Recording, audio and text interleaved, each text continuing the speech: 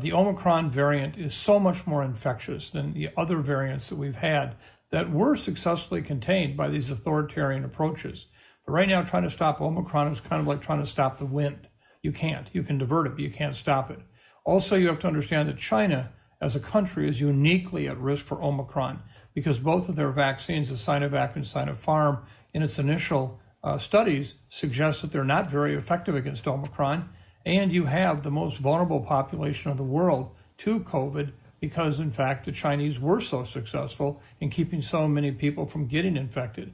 So if you add that all up together, that's why we have such concerns that, in fact, the zero COVID policy won't work.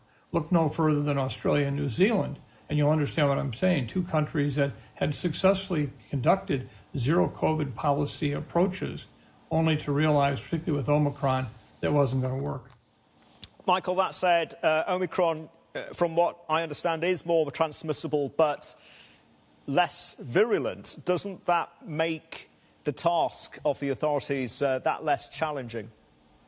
No, it's a matter of math, and that's unfortunately not the case. Imagine the following.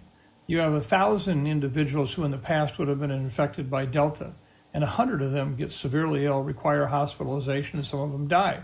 Along comes Omicron, another 1,000 people. This time only 10 get seriously ill, are hospitalized, and some die. And you say, wow, this is going to be better. As people have called it milder.